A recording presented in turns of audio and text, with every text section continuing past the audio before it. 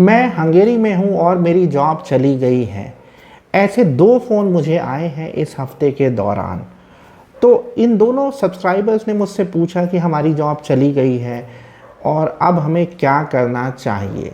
तो आज के इस वीडियो में हम बात करेंगे कि अगर आप हंगेरी में काम कर रहे हैं और आपकी जॉब चली जाती है, कंपनी आपको निकाल देती है या आप खुद जॉब को छोड़ देते हैं, तो आपको क्या करना चाहिए।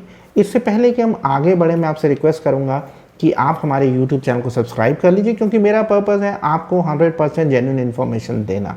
मेरे बहुत सारे वीडियोस हैं हंगेरी के वर्क वीज़ा के बारे में, स्टडी के बारे में, फैमिली रीयूनिफिकेशन के बारे में, कैसे आप हंगेरी में बिज़नेस सेटअप कर सकते हैं। तो मैं आपको सजेस्ट करूँगा कि वो वीडियोज़ भी आप देखिए ताकि आपको पूरी इन्फॉर्मेशन मिले।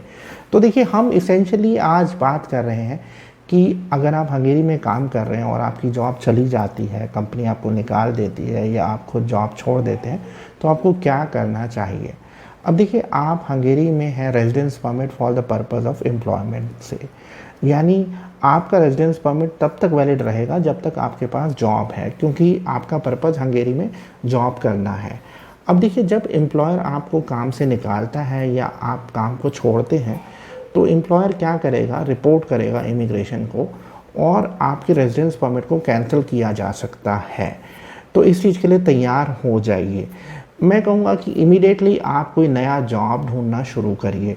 और कई बार होता क्या है, जॉब मिलने में टाइम लग सकता है, तो इसलिए एक और ऑप्शन जो थोड़ा सा आसान होगा जॉब ढूंढने के बजाय, क्योंकि जॉब के साथ क्या होता है, मतलब जो एम्प्लॉयर है उसको लेबर ऑफिस से अप्रूवल लेनी पड़ेगी, तो वो टाइम कंज्यूमिंग प्रोसेस हो जाता है।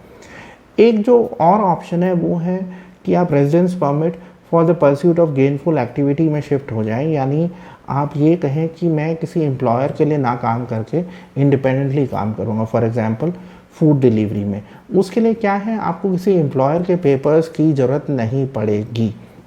आप खुद को ऑनलाइन फॉर एग्जांपल बोल्ट में या फूड पांडा में रजिस्टर करके इमिग्रेशन ऑफिस में जा सकते हैं और डॉक्यूमेंट्स के साथ residence permit for the purpose of gainful activity के लिए रजिस्टर कर सकते हैं खुद को।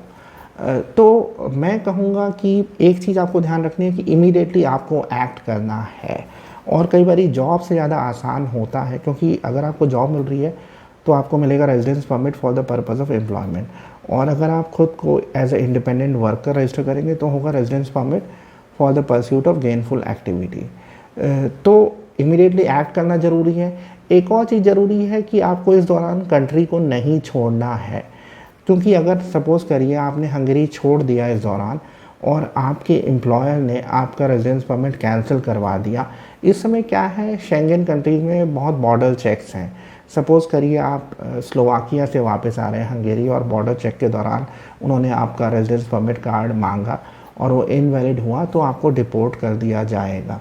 तो एक चीज़ आपको ध्यान रखनी है कि आपका अगर जॉब चली जाती है तो आपको हंगेरी को नहीं छोड़ना है, वहीं पे रहना है और वहीं पे रह के आपको ये देखना है कि आप कौन से रेजिडेंस परमिट के लिए अप्लाई कर सकते हैं। तो आपके लिए बेसिकली 3 ऑप्शन हो सकते हैं।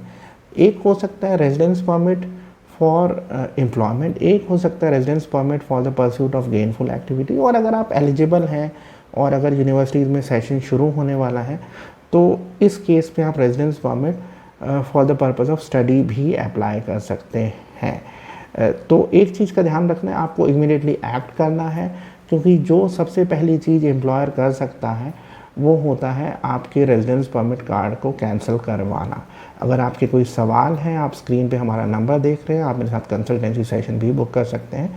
Thank you very much.